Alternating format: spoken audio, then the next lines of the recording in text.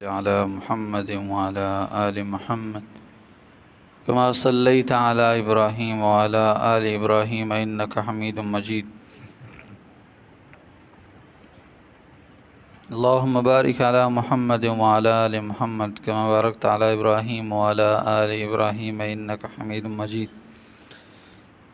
نحمده ونصلي ونسلم على رسوله الكريم أما بعد فأعوذ بالله من الشيطان الرجيم. بسم الله الرحمن الرحيم. الذين عاهدت منهم ثم ينقضون عهدهم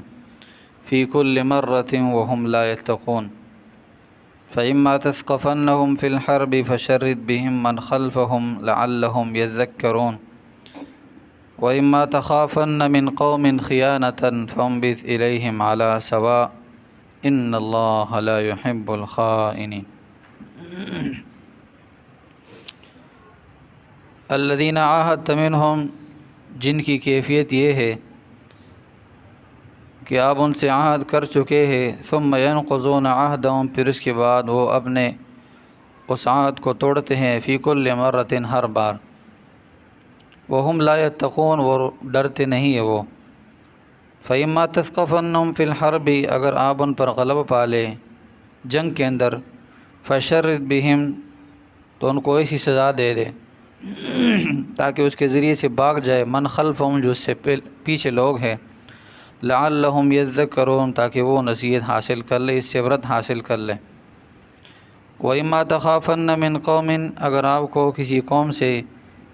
خیانت کا اندیشہ ہو، وَإِمَّا تَخَافَنَّ، اگر آپ کو اندیشہ ہو، مِنْ قَوْمٍ، کسی قوم سے، خیانت کا، یعنی جو معاہدہ آپ کر چکے ان کے ساتھ، اس کے اندر وہ خیانت کر رہے، فَانبِذْ إِلَيْهِمْ عَلَى سَوَاءٍ، تو ان کو معاہدہ واپس کر دیجئے تاکہ آپ اور برابر ہو جائیں. ان اللہ لا يحب الخائنین، بے شک اللہ تعالیٰ خیانت کرنے والوں کو پسند ہی نہیں کرتے. گزشتہ آیتوں میں اللہ رب العزت نے کہا کہ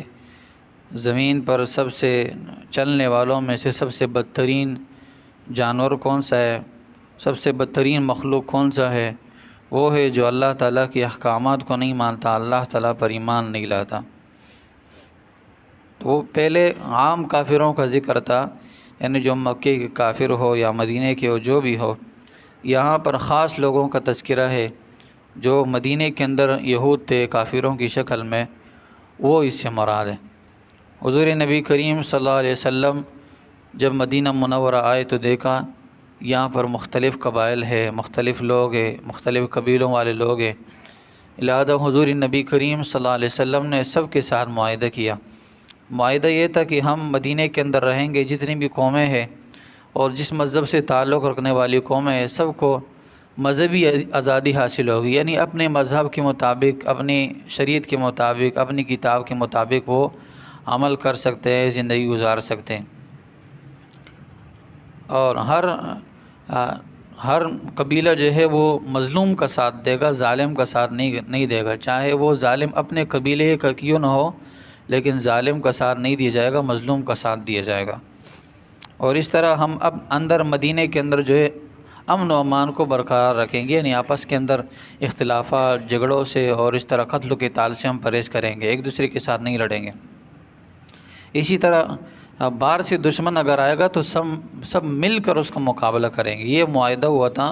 اور حضور نبی کریم صلی اللہ علیہ وسلم نے اور قبیلوں کے جتنے بڑے بڑے سردار تھے، سب نے ان پر معاہدے پر دستخط کیے تھے. پھر اس کے بعد یہ معاہدہ بنو قریظہ، اس طرح بہت سارے قبائل تھے، بنو قینقاع وغیرہ، انہوں نے اس معاہدوں کو توڑا. تو اللہ رب العزت اسی کا تذکرہ فرما رہے ہیں.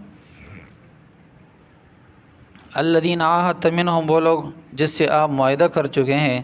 یعنی وہ شر الدواب ہے، سب سے بدترین مخلوق وہ ہے جن کے ساتھ آپ معاہدہ کر چکے ہیں مدینہ کے اندر. ثم ينقضون عہدهم، پھر اس کے بعد وہ اپنے معاہدے کو توڑتے ہیں، فی کل مرۃ، ہر بار، یعنی جب بھی وہ معاہدہ توڑتے حضور نبی کریم صلی اللہ علیہ وسلم کے پاس جاتے کہ آپ لوگوں نے اس طرح کام کیے، تو کہتے تھے یا رسول اللہ ہم بھول چکے تھے، غلطی میں اس طرح کام ہو گیا. یعنی بدر کے اندر بھی انہوں نے کافروں کا ساتھ دیا، احد کے اندر بھی انہوں نے کافروں کا ساتھ دیا، اسی طرح غزوہ خندق کے اندر انہوں نے کلم کلا کافروں کا ساتھ دیا، اور انہیں مال بھی دیا، پیسے بھی دیے، اسلحہ بھی دیا، تیرے وغیرہ سب کچھ دے دیے، اور کہا کہ اس بندے سے ہماری جان چھڑاؤ. یعنی مدینہ کے اندر حضور نبی کریم صلی اللہ علیہ وسلم جو آ چکے ہیں، اس سے ہماری جان چھڑو، ہم آپ کا مکمل ساتھ دیں گے۔ یعنی پھر انہوں نے کلم کلا حضور نبی کریم صلی اللہ علیہ وسلم کی مخالفت کی۔ تو کہا فی کل مرتن، ہر بار انہوں نے معاہدہ توڑا، بارہا حضور نبی کریم صلی اللہ علیہ وسلم کو قتل کرنے کا ارادہ بھی کیا، ٹھیک ہے، حضور نبی کریم صلی اللہ علیہ وسلم کو تکلیف پہنچانے کی کوشش بھی کی۔ تو اس کا تذکرہ فرمایا کہ ہر بار انہوں نے معاہدہ توڑا، صرف ایک مرتبہ نہیں بلکہ بارہا انہوں نے معاہدہ توڑا، اور پھر حضور نبی کریم صلی اللہ علیہ وسلم نے ان کے ساتھ معاہدہ برقرار رکھا۔ وہم لا یتقون، اور وہ ڈرتے نہیں، یعنی اللہ سے بھی نہیں ڈرتے ہیں اور اپنی انجام سے بھی نہیں ڈرتے ہیں کہ جو معاہدہ کو توڑتے ہیں تو پھر اس کا انجام کیا ہوتا ہے، دنیا کے اندر بھی اور آخرت کے اندر بھی۔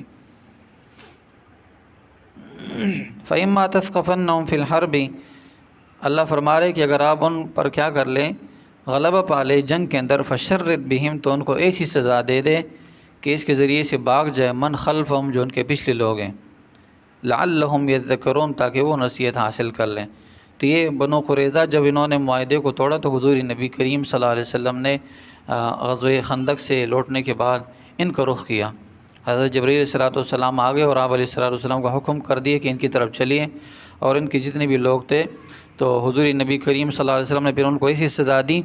کہ جو ان کے بڑے تھے ان کو قتل کر ڈالا، یعنی جو بالغ تھے ان سب کو قتل کر ڈالا، اور جو ان کی عورتیں تھیں ان کو اپنے قیدی بنایا، جو ان کے بچے تھے ان کو بھی اپنے قید میں لیا۔ صحابہ کرام کہتے ہیں کہ حضور نبی کریم صلی اللہ علیہ وسلم نے ہمیں اس بات پر لگایا کہ آپ ان کو تلاش کرو، یعنی دیکھو جو بالغ ہیں تو ان کو جو ہے قتل کر دو، اور جو نابالغ ان کو چھوڑ دو۔ فرمایا جس کا پتہ نہیں چلتا تھا کہ یہ بالغ ہیں نابالغ ہے تو ہم اس کے بغل کے بالوں کو دیکھتے تھے، اگر بغل کے اندر بال ہے تو یہ بالغ ہے، اور اگر بغل کے اندر بال نہ ہوتے تو نابالغ ہوتا تو اس کو قیدیوں کے اندر ڈال لیتے تھے۔ تو اسی سزا اللہ نے حضور نبی کریم صلی اللہ علیہ وسلم کی ہاتھوں سے ان کو دی۔ وَإِمَّا تَخَافَنَّ مِنْ قَوْمٍ خِيَانَةً، اب اللہ فرما رہے ہیں کہ اگر آپ کو کسی قبیلے سے یہ خوف ہو کہ یہ خیانت کریں گے تو پھر کیا کرنا ہے،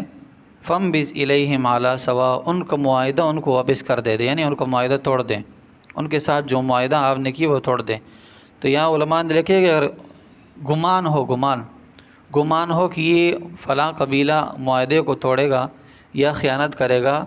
تو پھر تو ان کو بتا کے معاہدہ توڑنا چاہیے، ٹھیک ہے، اور اگر یقین ہو کہ ان لوگوں نے خیانت کی تو پھر ان کو بتانا نہیں چاہیے بلکہ ڈائریکٹ ان پر حملہ کرنا چاہیے۔ جیسے مکی والوں نے حضور نبی کریم صلی اللہ علیہ وسلم کے ساتھ معاہدہ کیا تھا صلح حدیبیہ کے اندر، اور پھر انہوں نے معاہدے کو توڑا اور کلم مخالفت کی، کلم معاہدے کو توڑا، تو حضور نبی کریم صلی اللہ علیہ وسلم نے فتح مکہ کے موقع پر ان پر حملہ کر دیا بغیر بتائے۔ تو یہاں سے بنو قینقاع بھی مراد ہے کہ انہوں نے حضور نبی کریم صلی اللہ علیہ وسلم کے ساتھ کیے ہوئے معاہدے کو توڑا۔ وہ اس طرح کے بازار تھا، ان کا ایک بہت بڑا بازار تھا،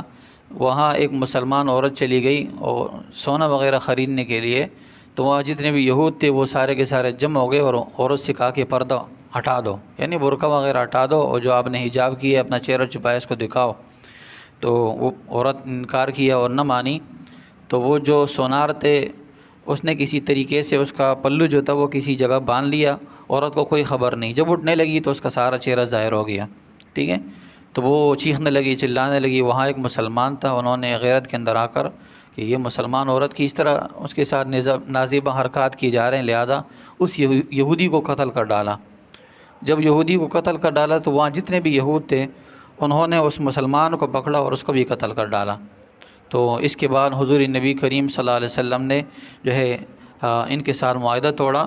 اور پھر حضور نبی کریم صلی اللہ علیہ وسلم نے اپنے صحابہ کرام کے ساتھ ہو کر ان پر حملہ کر دیا، ٹھیک ہے۔ 15 دن تک یہ اپنے قلعوں کے اندر بند رہے، محصور رہے۔ آخر کار یہ اس بات کے لیے تیار ہو گئے کہ یا رسول اللہ ہم آپ کی شرائط ماننے کے لیے تیار ہیں۔ تو حضور نبی کریم صلی اللہ علیہ وسلم نے فرمایا کہ آپ ایسا کریں، شرائط یہ ہوگی کہ آپ اپنا یہاں سب کچھ چھوڑ کے جائیں گے، یعنی جو آپ کا مال ہے، جو آپ کی جائیداد ہے، جو آپ کی فصلیں ہیں، جو آپ کے گھر ہے، وہ سارے کے سارے چھوڑیں گے، سوائے اپنے بچوں کی، عورتوں کے آپ اپنے ساتھ لے جائیں، باقی جتنا بھی سامان ہے سارا چھوڑنا پڑے گا۔ تو یہ سارے کے سارے تیار ہو گئے اور حضور نبی کریم صلی اللہ علیہ وسلم نے ان کو مدینے سے نکال دیے، بنو قینقاع۔ تو اللہ فرما رہے وَإِمَّا تَخَافَنَّ مِنْ قَوْمٍ خِيَانَةً، اگر آپ کو خوف ہو کسی قوم سے، خیانتاً معاہدے کے اندر خیانت کا، یعنی یہ معاہدہ توڑیں گے، فَمْبِذْ إِلَيْهِمْ، تو ان کے پاس کیا کریں، ان کے معاہدے کو پھینک دیں یعنی توڑ دیں، علی سوا برابری کے ساتھ، یعنی ان کو اطلاع دے دیں۔ ان اللہ لا يحب الخائنین، بے شک اللہ تعالیٰ خیانت کرنے والوں کو پسند نہیں کرتے ہیں۔ اس کے ایک مشہور واقعہ ہے، حضرت امیر معاویہ رضی اللہ تعالیٰ عنہ نے روم والوں کے ساتھ معاہدہ کیا تھا، یعنی چند مہینے کا یا چند مدت کا، تو وہ معاہدہ جیسے ہی ختم ہونے کے قریب تھا، اب معاہدہ ختم نہیں ہوا تھا، تو حضرت امیر معاویہ رضی اللہ تعالیٰ عنہ نے لشکر تیار کیا اور ان کے قریب چلے گئے، اور جیسے ہی معاہدہ ختم ہوا ڈائریکٹ ان پر حملہ کر لیا اور فتح بھی حاصل ہو گئی۔ لیکن آخر کار ایک صحابی رسول دور سے دوڑتے ہوئے آئے اور گھوڑے پر سوار ہے اور کہنے لگے اللہ اکبر الوفا لا غدر،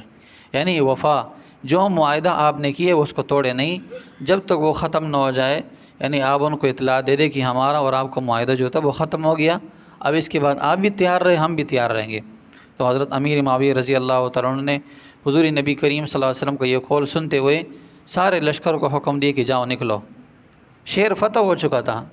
مال غنیمت بھی ہاتھ آ چکی تھی، سب کچھ ہاتھ آ چکا تھا، قیدی بھی ہاتھ میں آ چکے تھے، لیکن کہا کہ نہیں، ہم سے حضور نبی کریم صلی اللہ علیہ وسلم کے حکم میں اور حضور نبی کریم صلی اللہ علیہ وسلم کی سنت میں کوتاہی ہو چکی ہے، لہٰذا پورے شہر کو چھوڑ دیا اور چلے گئے۔ تو اس لیے فرما رہے ہیں ان اللہ لا يحب الخائنین، اللہ تعالیٰ خیانت کرنے والوں کو پسند نہیں کرتے۔ اللہ تعالیٰ سے دعا ہے کہ اللہ تعالیٰ میں